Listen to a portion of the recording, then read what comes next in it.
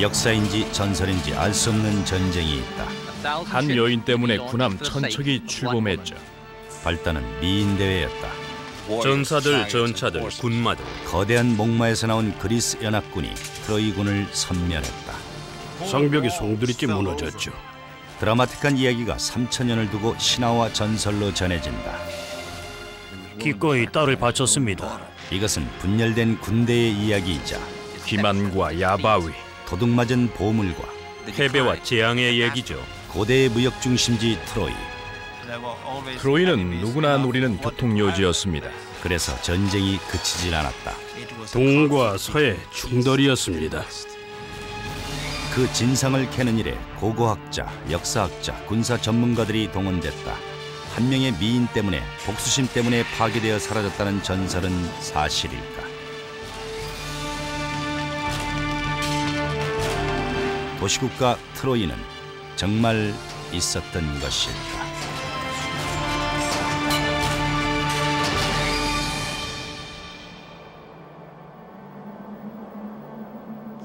여기가 서구 문명의 요람지이다. 서쪽에는 그리스 본토, 동쪽에는 소아시아가 있고 그 사이에는 수많은 섬들이 있다. 에게해를 사이에 두고 양편 주민들은 바다의 모험을 통해 신과 영웅의 전설을 만들어냈다. 수천 년 동안 보물 탐험가들과 고고학자들은 트로이 전쟁의 증거를 찾아 소아시아 해안을 뒤졌는데 이제 겨우 그 흔적이 나타났다. 에게해의 한 한적한 해변, 오늘날의 터키 영토 서해안에서 한 국제 발굴단이 전설 속의 트로이라고 여겨지는 곳을 발굴 중이다.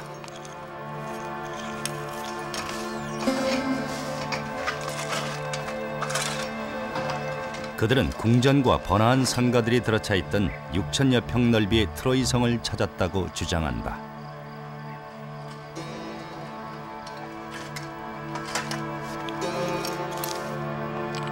그리고 성 밖에는 낮은 지대의 도시가 펼쳐져 있었으며 성 둘레에는 고대의 가장 파괴적인 무기인 전차의 공격을 방어하기 위해 해자를 만들었다고 주장한다.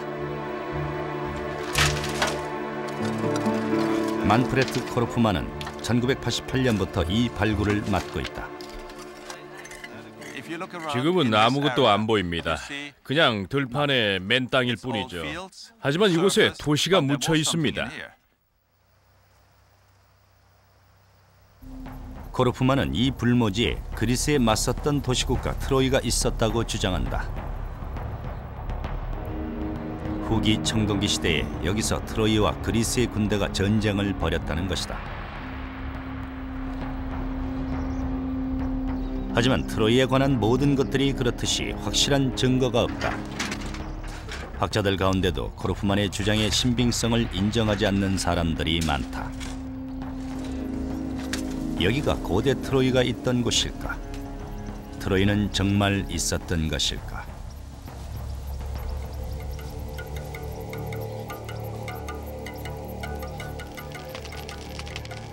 나는 트로이 전쟁을 인류의 문화적 기대감이 만들어낸 독특한 소산이라고 봅니다. 군사적인 것과 문학적인 것, 그리고 심리적인 것과 신적인 것에 인간적인 것이 더해진 합성품입니다. 너무나 많은 문화적 전통이 트로이 전쟁 이야기에 깃들어 있습니다. 그래서 우리는 무의식 중에 이 전쟁 설화를 우리 행동 양식의 모델로 삼고 있는 것이죠. 역사는 설화가 되고 설화는 신화가 됩니다. 그런데 신화는 항상 모호합니다. 우리는 지금 거꾸로 거슬러 올라가고 있지만 그게 쉽지가 않아요. 역사에다 옷을 입혀 하나의 설화, 나아가 신화를 만들기는 쉽지만 옷을 벗겨 역사를 밝혀내는 건 훨씬 어렵습니다. 고통스럽고 위험하죠.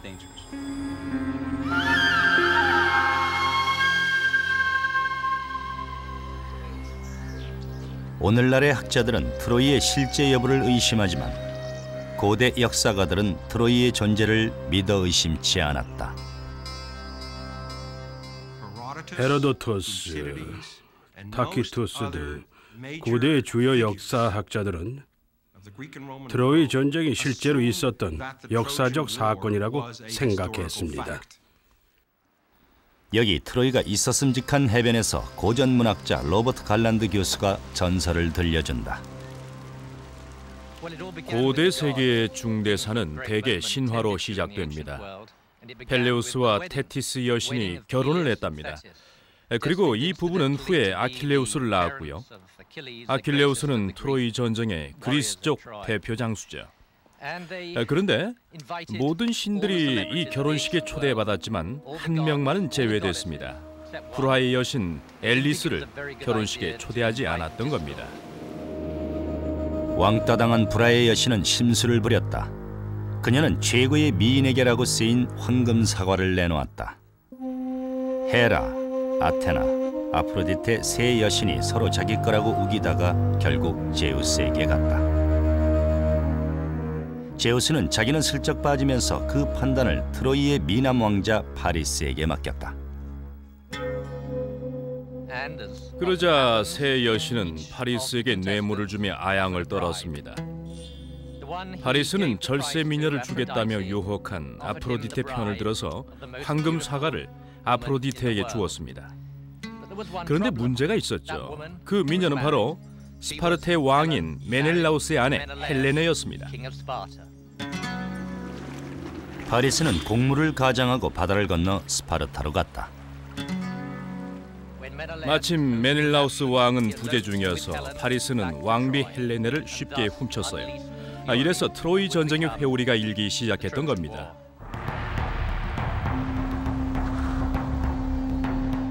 메넬라우스는 자신의 형이자 당시 그리스 반도의 맹주인 미키네의 왕 아가멤논에게 호소했죠.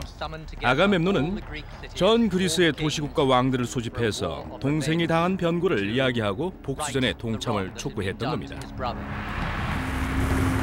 군 수송선 1,000척이 마련되었다. 그러나 신들은 바람을 주지 않았다. 신들을 달래기 위하여 아가멤논은 제물을 바쳐야 했다. 아가멤논은 자신의 딸을 제물로 바쳤다. 그러자 바람이 불었고 배가 진군하여 트로이 해변에 닿았다. 그리스 연합군은 트로이 성을 포위하고 그 후 10년간 전쟁을 계속했다. 이 전쟁은 숱한 영웅과 전투를 낳았다. 그 중에서도 그리스군의 아킬레우스와 트로이군의 헥토르가 양편의 대표 장수였다.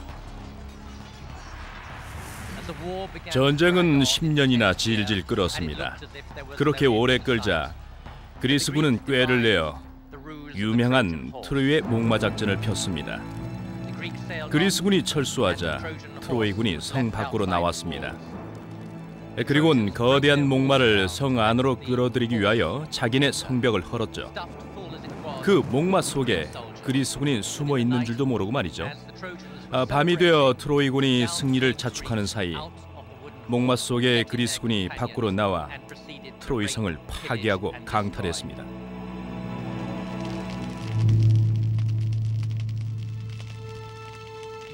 당시에는 야만적 만행이 다반사였습니다.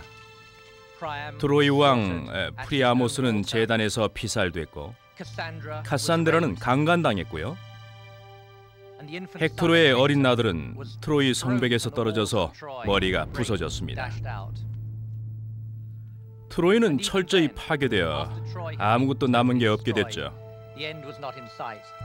그리스군도 편치 않았습니다. 오디세우스는 여러 해 바다를 떠돌았고 아가멤논은 고향에 개선했지만 바람난 아내 크리템네스트라는 정부와 짜고 본 남편 아가멤논을 암살해버렸습니다. 이래서 승자였던 그리스 역시 패자인 트로이 못지않은 파괴와 불행을 겪게 됩니다. 이런 황당한 설화가 사실일 수 있을까? 트로이의 전설적 이야기는 서구 문명 최초의 기록 문학인 호메로스라는 시인이 썼다는 두 서사시 일리아스와 오디세이아에 근거한다. 그러나 호메로스는 트로이 전쟁 시기보다 5세기나 뒤에 출생했고 장림에다 문맹이었다고 알려진 인물이다.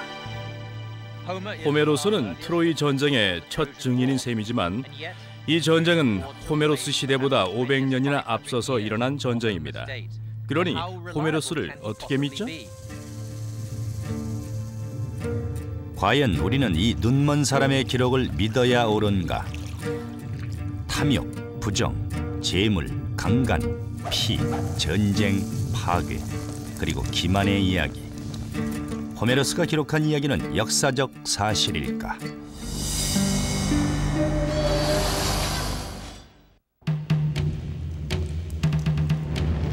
트로이 전쟁은 너무나 전설적이다.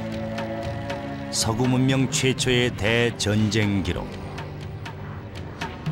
사람들은 이 전쟁을 단지 설화라고 생각해왔지만 지금도 에게의 해안에서 고대 도시 트로이를 찾아 헤매는 고고학자들이 있다. 트로이와 트로이 전쟁은 역사인가 신화인가? 맹인이며 문맹이었다는 시인 호메로스를 과연 믿어도 될까? 그 진상을 규명해보자.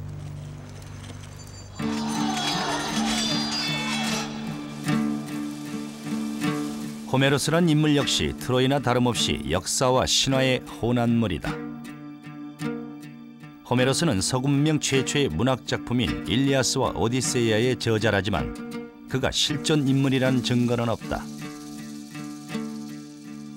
학자들은 그가 기원전 750년경의 인물이며 트로이에서 멀지 않은 곳 사람이라고 본다. 우린 호메로스가 트로이에 아주 가까운 곳 사람이라고 봅니다. 가령 스미르나라는 도시거나 키오스 섬이죠. 하지만 확신은 없어요. 그리고 그가 맹인이었다는 설은 유력하지만 그건 역시 확실하다고 단언할 수는 없습니다. 호메로스와 관련해서 두 가지 미스터리가 있다. 하나는 트로이 전쟁 500년 뒤에 태어난 사람이 어떻게 그렇게 상세하게 묘사할 수 있느냐는 것이고, 다른 하나는 아직 문자도 없던 시대에 일리아스의 약 16,000행과 오디세이아 12,000여 행의 방대한 내용을 어떻게 다 기억했느냐는 것이다. 만일 그가 가수나 이야기꾼의 가계에 속했다면 그럴 수도 있었을 것이다. 만일 그랬다면 일리아스나 오디세이아는 한 명의 호메로스가 아니라 여러 명의 호메로스가 지은 작품이다. 트로이 전쟁이 진짜였다면 음유 시인들이 그 전쟁을 노래했을 거고 그게 대대로 전해졌겠죠. 하지만 역사적 정확성을 따질 사람이 없으니 온갖 상상이 첨가됐을 겁니다. 여인이 달아났다느니 아킬레우스니 헥토르니 트로이의 목만이 하는 얘기들이 세대를 거듭하면서 생겨났겠죠. 그렇게 해서 살이 붙은 설화를 호메로스가 이어받아 더욱더 살을 찌운 겁니다.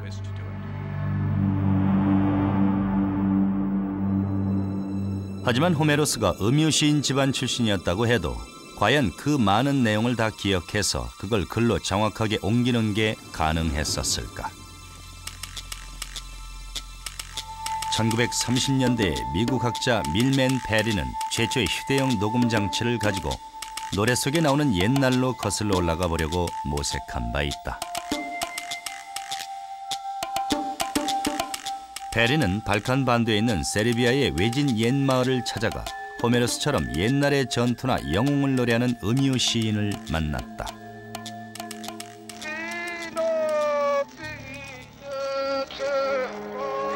페리는 알루미늄 디스크에 이 노래들을 녹취한 후 그걸 재생시켜 받아 적었습니다. 여기서 페리는 재미있는 현상을 알아냈습니다. 음유시를 글로 옮겨보면 노래로 부를 때보다 의외로 길이가 길었습니다. 페리는 1년이 넘도록 구전문학을 채집하여 그걸 글로 옮겼다. 그 중에는 호메로스의 작품만큼이나 긴 것도 있었다. 여기서 페리는 역사적 사실은 장기간 구전으로 전승돼도 그 정확성이 유지되고 있음을 발견했다. 세르비아의 음유 시인들은 14세기에 일어난 코소보 전투를 노래로 불렀는데 놀랍게도 이 노래는 600년 전 침략자들과 싸운 영웅들의 역사를 정확히 설명하고 있었다. 따라서 트로이 전쟁도 정말이 가능성이 큽니다. 구전으로 400여 년간 내려오다가 기원전 800년경에 호메로스의 서사시로 문자화된 겁니다. 그리고 나는 트로이 전쟁이 실제로 있었다고 보는 사람입니다. 그렇지 않다면 왜 그 이야기가 그토록 오래 전해졌겠습니까? 페리는 사람이 일리아스나 오디세이아 같이 긴 글을 외울 수 있으며 그 내용이 역사와 일치할 수 있음을 입증했다. 결국 페리를 통해 트로이의 이야기가 어떻게 500년이나 전해져 호메로스의 시대까지 살아남았는지 그 가능성을 인정할 수가 있게 되었다. 호메로스는 유명한 음유 시인이었을 겁니다. 요새로 치면은 롤링스톤즈쯤 되겠죠. 유명한 연예인이었을 거예요. 일리아스나 오디세이아로 증명되는 그의 위대한 문학성을 감탄한 나머지 아마 누군가가 그의 음유시를 기록으로 남기고 싶어 했을 겁니다. 거기서 기록 수단에 관한 기술적인 발전이 일어났는데 그것이 그리스 문자지요. 호메로스 이전의 서사시들은 시인의 머릿속 기억에 존재하다가 파티나 축제 때 음성이나 낭독에 의해 들을 수 있었다. 그러나 어떤 이들은 그 기억을 문자화시켜서 음유 시인이 없어도 내용을 접할 수 있게 하고 싶었다. 그런데 당시 그리스에는 기록 수단인 문자가 없었다. 그래서 그 발명자는 페니키아 문자를 모방하여 모음을 차용하고 자음을 새로 만들어서 그 알파벳으로 호메로스의 음유시를 문자화시켰다. 금속학에 기초해서 당시의 호메로스 책의 견본을 만들어 본 겁니다.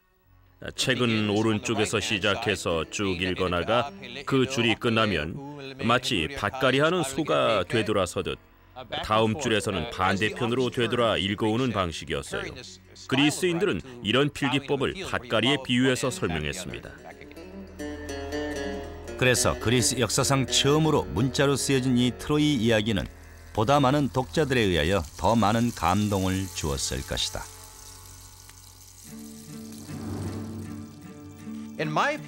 호메로스는 그리스어 알파벳으로 쓰여진 최초의 책입니다.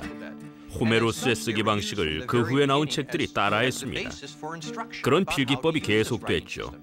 당시 학생들은 학교에 가면 호메로스의 글만 배울 수밖에 없었습니다. 그때는 그리스 문자로 된 책이 그것뿐이니까요.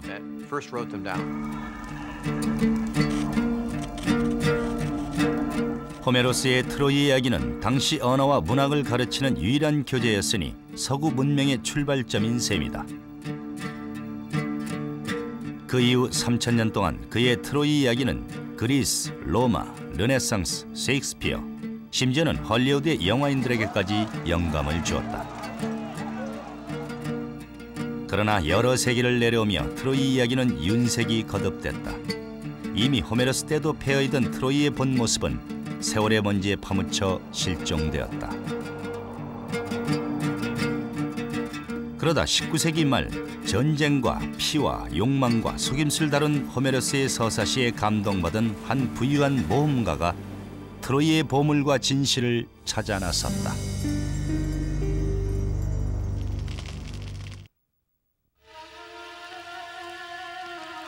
청동기 시대를 마감하는 문화의 충돌, 세계 제1의 미녀를 놓고 벌어진 전쟁, 영웅과 피와 욕망과 기만에 관한 문자시대 이전의 서사시가 수백 년 동안 구전돼 왔다. 그러다가 그리스 최대의 음유시인 호메로스가 그리스 문자를 고안해내서 그것을 문자로 옮겼다. 호메로스의 일리아스와 오디세이아는 그리스어로 쓰여진 최초의 문헌이며 서구 문명의 기초이다. 그러나 시대를 거듭하면서 트로이 이야기는 신화로 범벅이 됐고 트로이의 본질은 실종돼 버렸다. 그래서 우리는 일리아스와 오디세이아를 읽어도 이 전설적인 도시국가 트로이의 역사적 실제를 단언하기가 어렵다.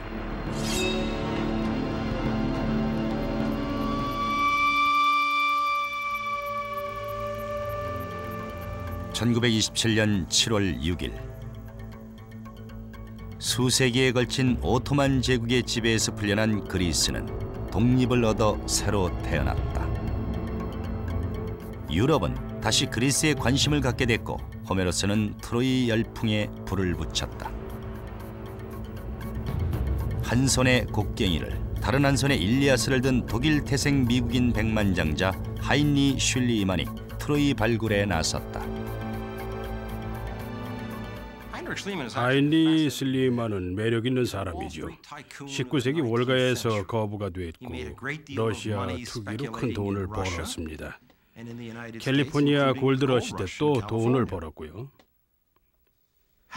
그래서 더 이상 사업을 할 필요가 없을 정도로 부를 축적하자 그는 평소 동경해오던 고대 그리스, 그 중에서도 트로이 전쟁의 신비를 밝히는데 자신의 남은 여생을 걸었습니다.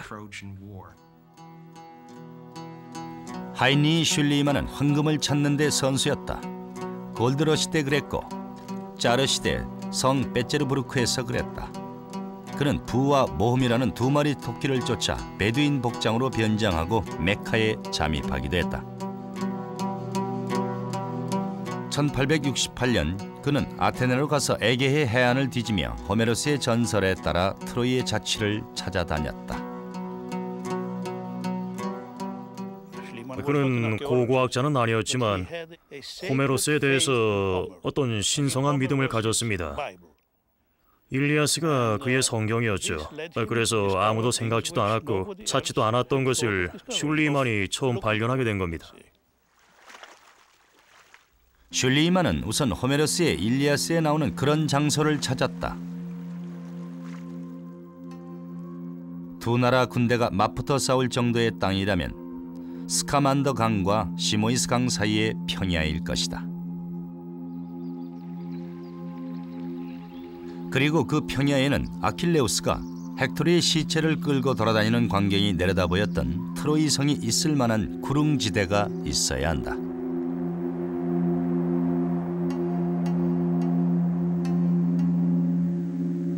엘리자벳 리오드는 현재 진행 중인 트로이 발굴의 기획자인데 그녀는 슐리만이 밟았던 발굴 경로를 따라가고 있다.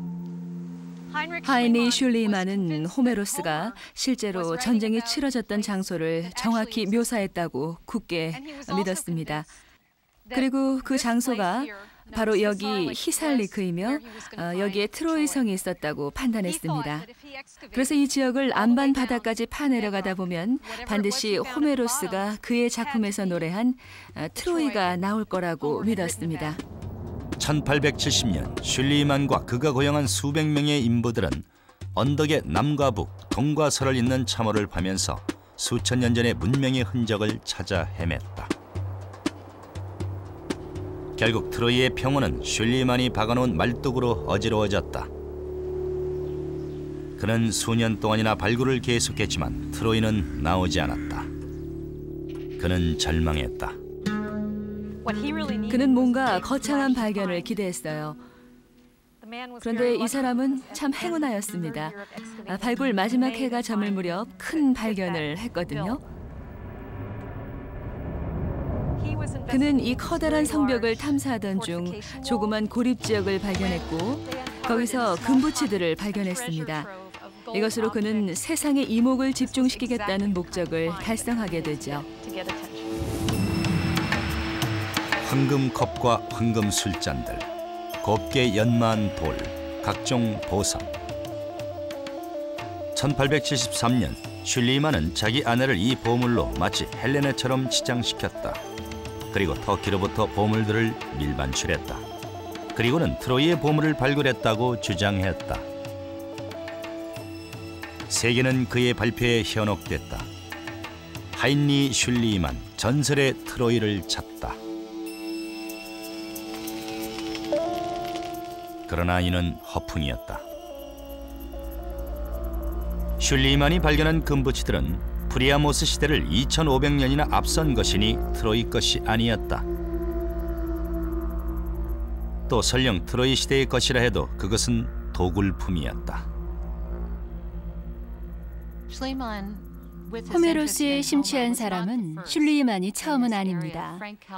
영국 탐험가인 프랭크 칼버트는 이미 1845년부터 그 지역에 눌러앉아 살면서 트로이가 있던 곳이 그 일대 어디임을 밝혀질 만한 증거들을 엄청나게 많이 수집해 놓고 있었습니다.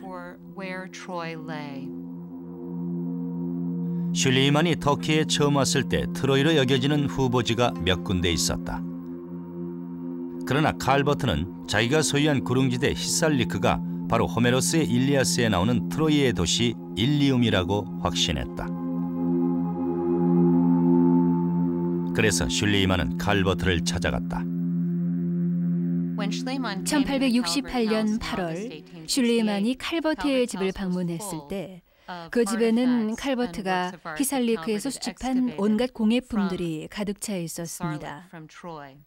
식사 후 칼버트는 슐리만에게 자신의 발굴 경험담을 들려주며 발굴품을 보여주었습니다. 슐리만은 감동받았죠.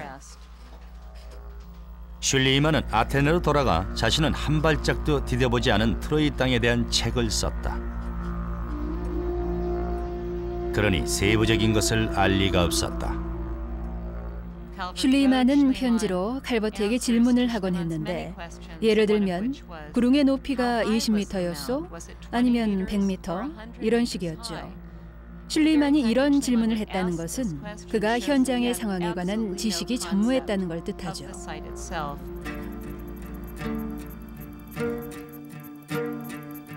칼버트가 혼자서 여러 해 동안 조용히 발굴한 데 비해 슐리만은 수백 명의 인부를 동원하여 대규모 작업을 했으니 요란할 수밖에 없었다. 슐리만이 세계에 대고 큰소리 치는 바람에 프랭크 칼버트의 존재는 전혀 알려지지 않았다.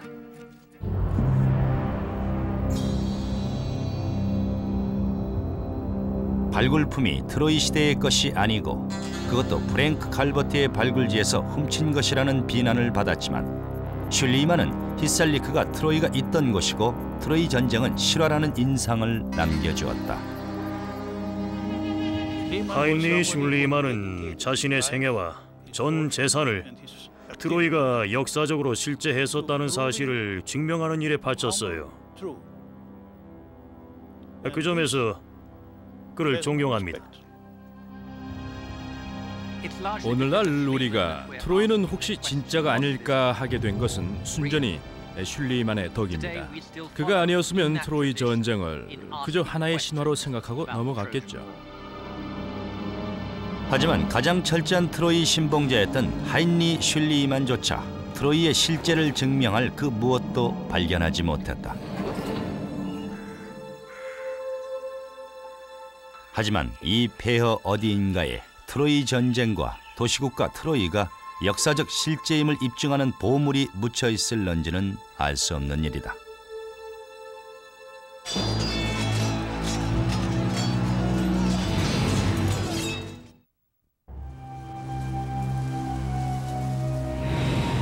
청동기 시대인 기원전 1250년경에 벌어진 가장 전설적인 사건, 트로이 전쟁. 500년 동안이나 노래로만 전해지다가 호메로스에 이르러 글자로 전해지면서 그리스 문자를 탄생시킨 트로이 전쟁. 그 후 2000년 동안 도시국가 트로이는 잊혀진 전설이었다. 그러다가 1870년에 와서 한 손에 곡괭이를 다른 한 손에 일리아스를 든 하인리 슐리만이 트로이 전쟁 터를 발견하기에 이르렀다. 그러나 그의 허풍 기질과 부적절한 처신은 그의 신빙성에 타격을 입혔다. 뿐만 아니라 마구잡이로 파헤치는 바람에 트로이의 진상을 밝혀줄지도 모르는 여러 장소가 파괴됐다.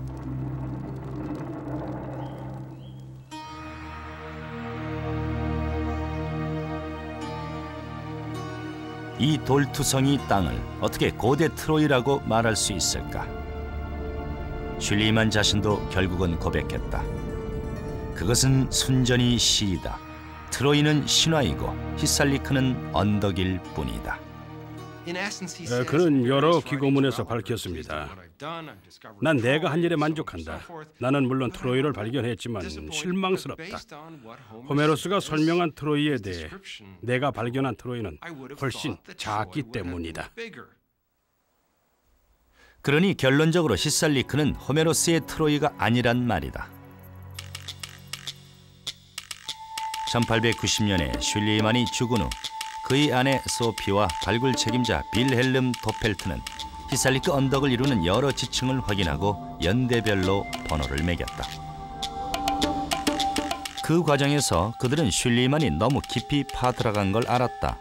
슐리만이 찾아낸 금붙이는 기원전 2500년경을 뜻하는 지층 2에서 나왔다. 그런데 트로이 전쟁은 기원전 1250년경이니 나온다면 지층 6이나 7에서 나와야 했다. 그런데 그 지층 6, 7에는 극심한 파괴의 흔적이 남아있다. 그게 트로이 전쟁이 실제라는 증거일까?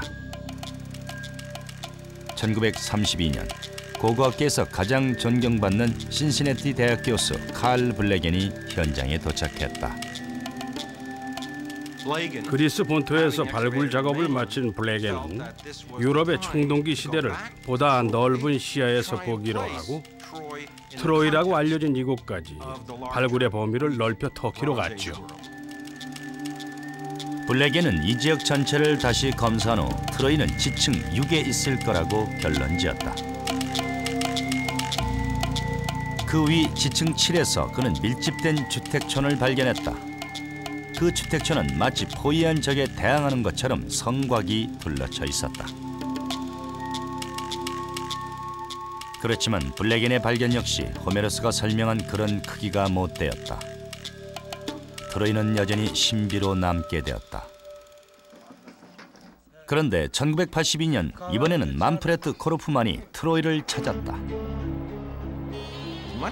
고고학계는 그가 찾아간 것을 회의적으로 생각했습니다. 이미 발굴될 대로 된 곳, 무려 3차례나 발굴된 데서 더 이상 뭐가 나오겠느냐는 생각이었습니다. 그러나 코르프만은 그동안 개발된 신기술을 새 발굴 작업에 동원했다. 그의 첫 새로운 발견은 트로이의 남쪽 해변에서 있었다. 거기서 그는 시체 59가 화장되어 미케네식 부장품과 함께 매장된 무덤을 발견했다.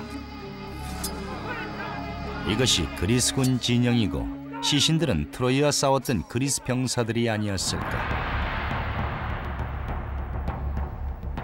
코르프만 팀은 당시의 트로이 해안이 오늘날과는 다르게 생겼었다는 사실도 발견했다.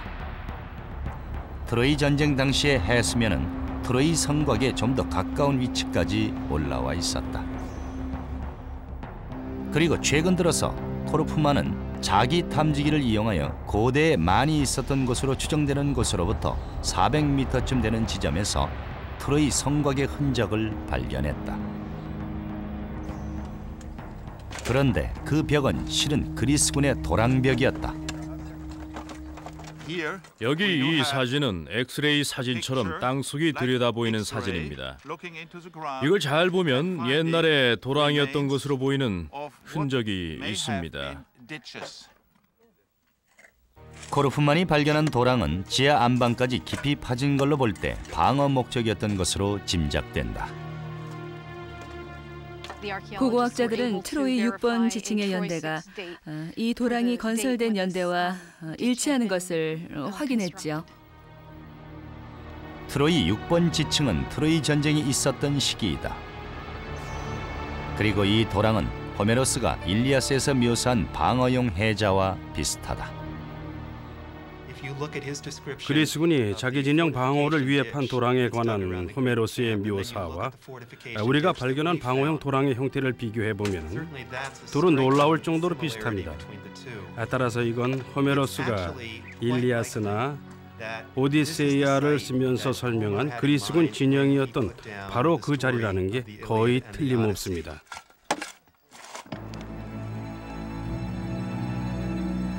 코르프만 팀은 트로이인들이 신에게 예배드릴 때 쓰던 제사 도구와 고대 트로이의 주요 교역품인 섬유를 직조하던 물레와 실패, 성벽에 박힌 적군의 창날이나 화살촉, 알렉산드로스 대왕 시대의 동전, 그리고 트로이의 로마와의 유대를 의미하는 아우구스투스 흉상 등을 발굴했다. 하지만 이 놀라운 발굴에도 불구하고 사람들은 코르프만도 믿으려 하지 않았다. 이유는 슐리만의 경우와 똑같았다.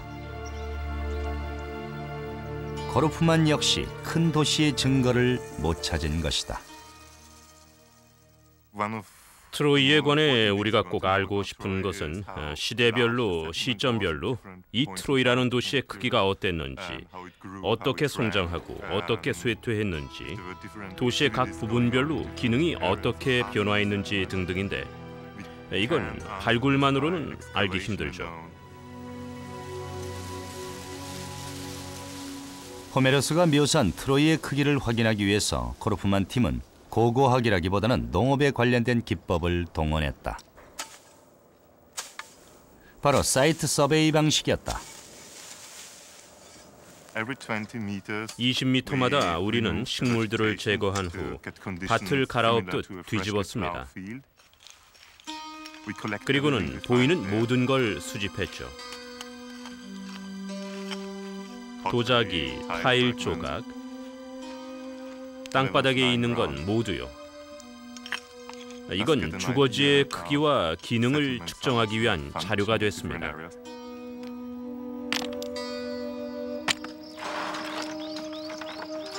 그들은 수집품을 캠프로 가지고 와서 하나하나 깨끗이 씻고 분류하고 연대를 적었다.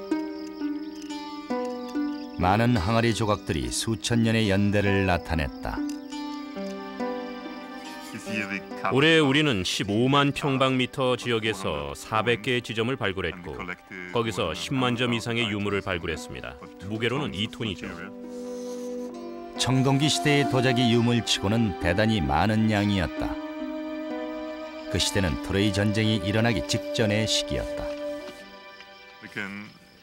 우리는 동쪽에 있는 이 도랑까지의 지역을 확인했습니다. 이 지역은 청동기 시대 주택 밀집 지역이었음이 분명합니다. 트로이 전쟁 시대의 도자기 파편들이 성벽 밖에서부터 방어용 도랑까지 400여 미터 범위에 흩어져 있었다. 이 도랑은 호메로스에 의하면 그리스군이 건설한 것이라 했지만 그보다는 트로이군이 그리스군을 막기 위하여 만든 것으로 보인다. 코르프만은 도랑에서 성체의 방어벽까지 이르는 2만여 평방미터의 저지대에 있는 사원과 궁전 등이 트로이시의 영광을 구성했었다고 확신한다.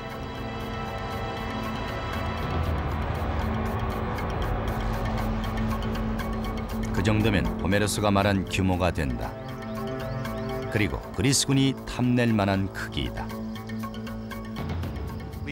우리 고고학 팀은 트로이의 이 장수가 무너지고 보강되기를 줄곧 반복했다는 증거 내지 힌트를 얻었습니다.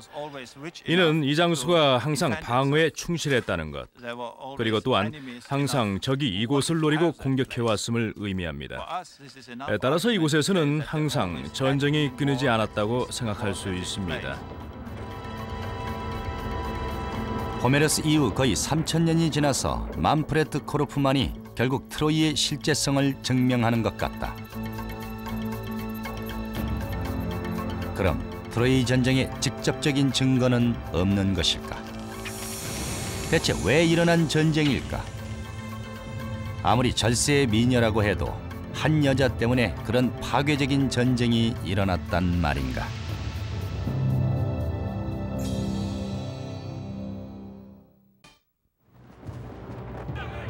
트로이 전쟁은 기원전 1250년경에 시작된 청동기 시대의 문화적 충돌이었다. 그로부터 500년 후 그리스인 호메로스가 트로이 이야기라는 서사시를 가지고 슈퍼스타로 등장했고 또한 그와 동시에 그리스 문자가 생겨났다. 트로이 이야기는 그 후 오랜 세월 신화와 전설의 베일에 가려 있었다. 그런데 19세기에 이르자 그 베일을 벗기려는 시도가 시작됐다.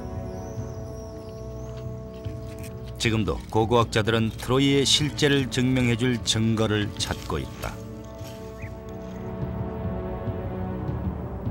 헬레네가 아무리 세계 제일의 미녀라 해도 설마 한 여자 때문에 정말로 군함이 천척이나 전장에 나가 그 기나긴 전쟁을 치렀단 말인가?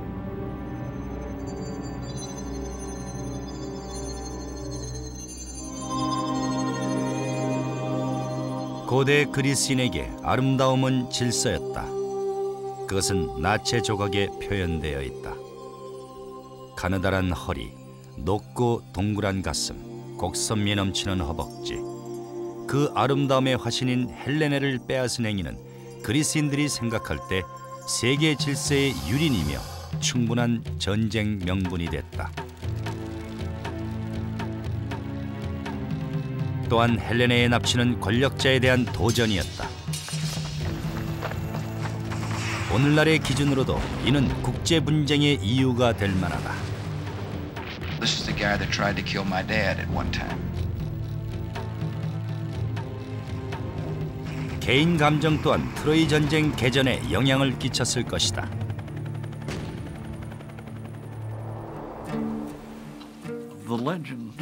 헬레네의 납치는 전쟁 발발에 충분한 이유가 못 됩니다. 전쟁이 그런 정도의 이유만으로 일어날 수는 없습니다. 미 육군의 존 브라운 준장은 고대 전쟁사의 대가이다. 전쟁을 시작할 명분이 될 만한 사건이 일어나기를 기다리던 중이었을 겁니다. 그게 진짜 전쟁의 원인이죠. 가령 그리스의 맹주 미케네는 국세를 팽창시키고 싶었겠죠. 그러자면 전쟁을 해야 하지 않습니까? 그런 상황에서 이웃나라의 왕비 헬레네가 수치스럽게 납치당해 갔으니 그 시대의 명예 감정으로서는 연합군을 일으켜 트로이와 전쟁을 벌일 충분한 전쟁 명분을 준 셈입니다.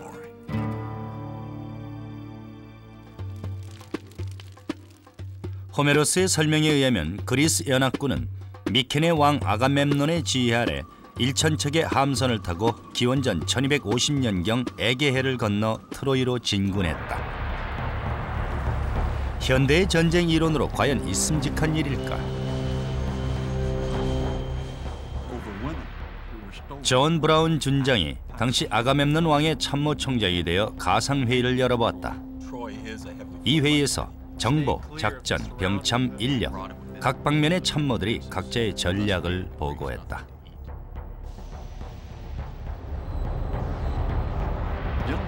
여러분, 이제부터 트로이 전쟁의 작전을 분석해보기로 합시다. 그리스 연합군 대 트로이군의 이 전쟁에서 양측의 절대 과제가 무엇이었는지 단서를 잡아보도록 합시다. 먼저 전쟁의 목적은 무엇이었을까? 당시 에게해 연안국에게 대단히 중요한 해상무역 루트를 확보하는 것이 목적이었을 것이다. 무역 루트의 통제권을 장악하는 일이 전략적으로 중요했어요. 여러분은 이 점을 특별히 주의하십시오. 해상 루트는 흑해에서 보스포러스 해협과 마마라 해를 지나 다다네스 해협으로 빠져나옵니다. 그 길목에 트로이가 있어요. 트로이는 동서간의 백길을 통제할 수 있는 요충지였다. 이 백길로 소아시아가 필요로 하는 식량, 황금, 향료, 기타 사치품이 오갔다.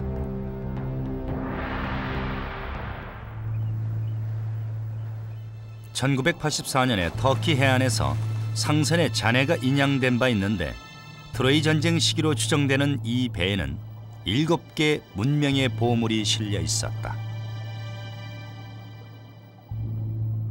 이집트의 황금 조각품, 극동에서 온 기름과 향료 단지, 중앙아시아에서 온 황소 가죽 모양의 아연괴와 사이프러스산 구리. 특히 이 비철 금속은 청동을 만드는 정확한 비율로 실려 있었다. 구리 10에 아연 1의 비율. 청동은 아연과 구리의 합금이니 이들 두 종류의 금속을 통제할 수 있다면 청동기 시대의 산업 원료를 장악한다는 얘기가 됩니다. 그 당시 청동을 통제하는 것은 석유 시대의 석유를 통제하는 것과 같다. 그리스는 대국이